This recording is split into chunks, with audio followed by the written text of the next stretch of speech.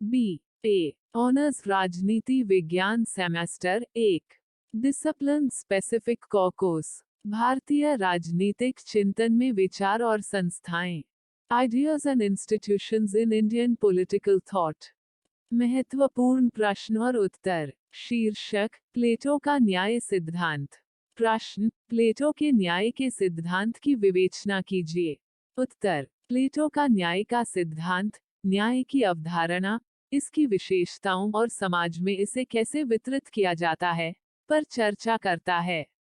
उन्होंने अपने सिद्धांत को एक आदर्श राज्य की कल्पना के आधार पर विकसित किया, न कि किसी विशेष क्षेत्र के वास्तविक सर्वेक्षण पर। उन्होंने इसे ज्यादातर दार्शनिक बना दिया। कई लोगों ने उनके न्याय के विचार की आलोचना की, लेकिन कुछ के लिए यह इस संबंध में एक मशाल वाहक था। आत्मा की गुणवत्ता प्लेटो के अनुसार एक समाज में विभिन्न वर्गों को वह दिया जाना चाहिए जो उनके योग्य है और किसी भी वर्ग को अन्य वर्गों पर हावी होने की अनुमति नहीं दी जानी चाहिए। उनके लिए न्याय आत्मा का गुण है।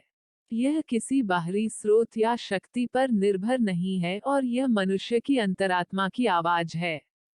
उन्होंने कहा कि मानव प्रवृत्तियों का परिणाम है ज्ञान, शारीरिक प्रवृत्ति और दूसरी प्रवृत्तियों पर नियंत्रण बनाए रखना चाहिए। एक समाज में उच्च आध्यात्मिक प्रवृत्ति वाले लोगों को राज्य पर शासन करना चाहिए और कारण, न्याय, साहस और संयम के आदर्शों का पालन करना चाहिए। न्याय का अर्थ है लोगों के बीच और लोगों और समाज के बीच सद्भाव। समाज के जैविक सिद्धांत में प्लेटो न्याय को एक नैतिक अवधारणा मानता है और नैतिकता के साथ अपने कर्तव्यों का पालन करने पर बल देता है। समाज के जैविक सिद्धांत के आधार पर उनके न्याय के सिद्धांत का परिणाम अधिनायकवाद था, जो किसी व्यक्ति की सभी स्वतंत्रताओं का उल्लंघन करता है। उनके आदर्श गणतंत्र में अभिभावकों को शासन करने की शक्ति दी गई थी और लोग उनकी किसी भी तरह से आलोचना नहीं कर सकते थे। हालांकि यह अवधारणा लोकतंत्र में स्वतंत्रता के सिद्धांतों के विरुद्ध है। उन्होंने सामाजिक न्याय की मदद से एक आदर्श समाज बनाने की कोशिश की, लेकिन ऐसा नहीं कर सके क्योंकि इसने उन प्रथाओं का निर्माण किया जो उनके विचार का खंडन करती थी।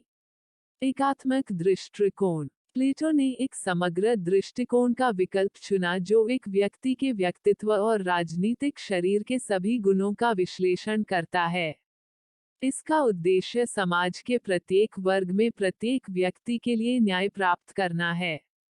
भारत में वामा प्रणाली या किसी भी समाज में पदानुक्रम के बारे में बात करते हुए उन्होंने कहा कि यह अवधारणा न्याय के उनके प्रारंभिक विचार के विपरीत थी। न्याय की विशेषताएं इस प्रकार हैं।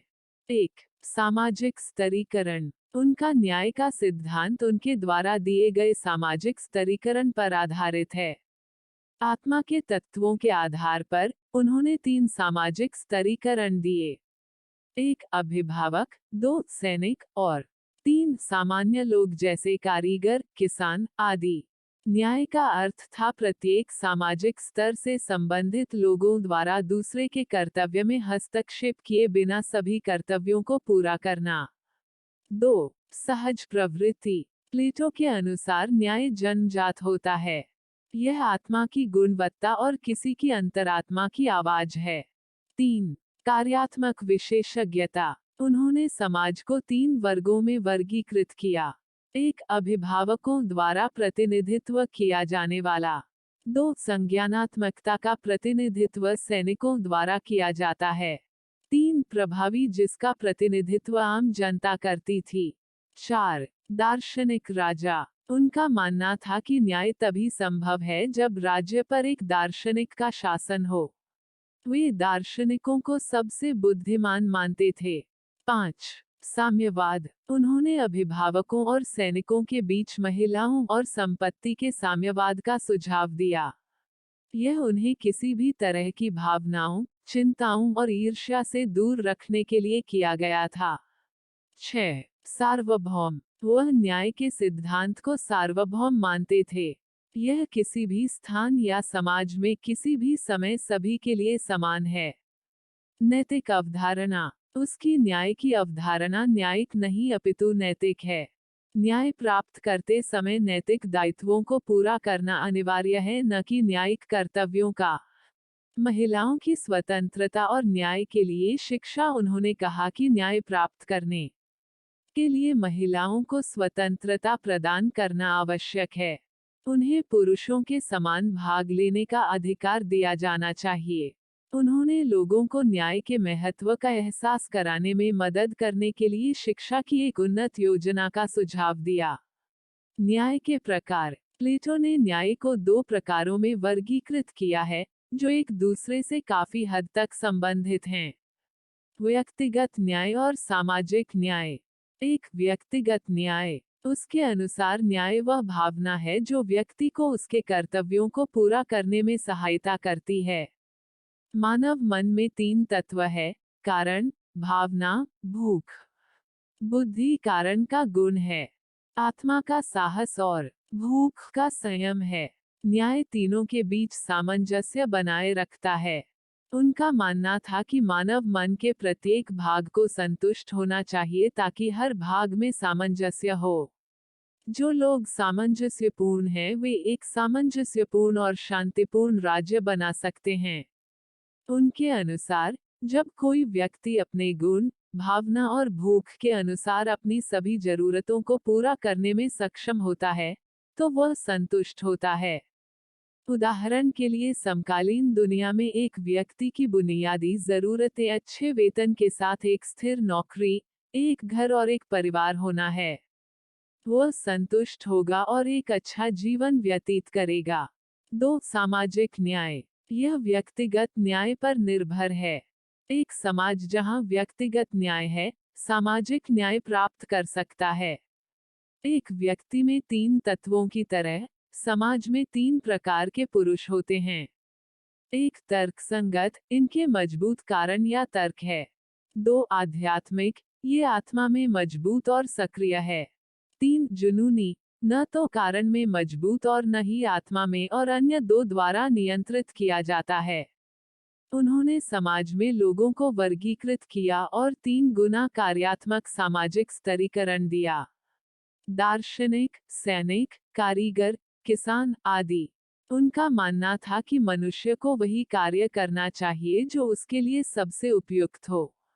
जहां एक समाज प्रत्येक वर्ग के लोग दूसरे तबके के लोगों को परेशान और हस्तक्षेप किए बिना ईमानदारी से अपने कर्तव्यों का पालन करते हैं, वहीं सामाजिक न्याय प्राप्त होता है। उन्होंने सिफारिश की कि दार्शनिकों को राज्य पर शासन करना चाहिए क्योंकि वे सबसे बुद्धिमान हैं और ज्ञान शासक का गुण है और न्याय बुद्धिमान का गुण है। उन्होंने व्यक्तियों को एक जटिल इकाई के रूप में माना, न कि एक इकाई के रूप में। उसका उद्देश्य व्यक्तिगत सुख नहीं होना चाहिए, बल्कि संतुष्टि के महत्व को समझना चाहिए, जिसके परिणामस्वरूप उसके सभी भागों में सामंजस्य स्थापित होता है। इस सिद्धांत को भारत में जाति व्यवस्था से आसानी से जोड़ा जा सकता है। पहले के समय में भारत में लोग मानते थे कि ब्राह्मण का पुत्र ब्राह्मण होना चाहिए और क्षत्रिय का पुत्र केवल देश के लिए लड़ना चाहिए। अतः यदि विश्लेषण किया जाए तो यह सिद्धांत कहता है कि यदि विभिन्न जातियों के लोग किसी अन्य जाति के व्यक्ति के कार्य में हस्तक्षेप किए बिना अपना कार्य करते हैं, तो सामाजिक न्याय की प्राप्ति होगी। प्लेटो के न्याय के सिद्धांत की आलोचना के आधार। एक, प्लेटो ने समाज में लोगों द्वारा प्राप्त अधिकारों के बजाय कर्तव्यों पर अधिक जोर दिया। अधिकार समाज को एकजुट रखते हैं और लोगों में एकजुटता लाते हैं। इस प्रकार, अधिकार और कर्तव्य दोनों महत्वपूर्ण हैं और एक राज्य में परस्पर जुड़े हुए हैं। 2. उसने दार्शनिक, राजा को अत्यधिक शक्तियां प्रदान की, लेकिन इस सिद्धांत को समझने में विफल रहा कि पूर्ण शक्ति पूर्ण रूप से भ्रष्ट कर देती है। इस प्रकार, पूर्ण शक्तियां दिए जाने पर सबसे बुद्धिमान राजा भी भ्रष्ट हो सकता है। 3. उन्होंने व्यक्तित्व की प्रवृत्तियों के आधार पर समाज का विभाजन किया। लेकिन केवल आनुवंशिकता ही व्यक्तित्व लक्षणों के लिए जिम्मेदार नहीं है। परिणामस्वरूप उन्होंने समाज में ऐसी शिक्षा व्यवस्था की नींव रखी जो एकांगी व्यक्तित्वों का विकास करती है और पर्यावरण को कोई महत्व नहीं देती, जो व्यक्ति के व्यक्तित्व के लिए उत्तरदायी एक अन्य महत्वपूर्ण विशेषता है। 4 प्लेटो द्वारा दिया गया सिद्धांत फासीवाद की नींव रखता है, जिसके अनुसार प्रत्येक नागरिक से राज्य के प्रति वफादारी दिखाने की अपेक्षा की जाती है। दूसरी ओर, आधुनिक विचारकों का सुझाव है कि राज्य को पूर्ण शक्तियां नहीं दी जानी चाहिए जो समाज में लोगों के अधिकारों और स्वतंत्रता पर भी अंकुश लगा सकती हैं। 5. उन्होंने अभिभावकों को कानून से ऊपर माना।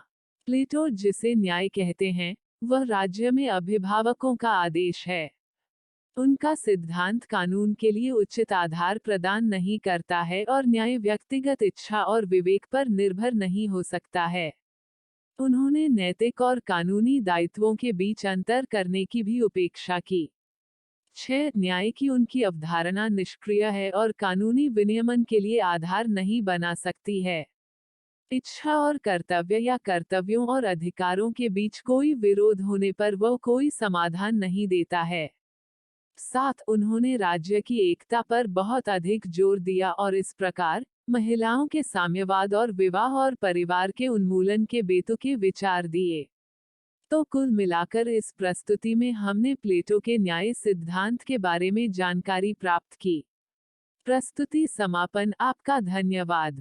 Disclaimer: This notes has been made after a lot of research, yet the accuracy of the answers may vary. The author assumes no responsibility or liability for any errors or omissions in the content of this notes. The information contained in this notes is provided on an as-is basis with no guarantees of completeness, accuracy, usefulness or timeliness.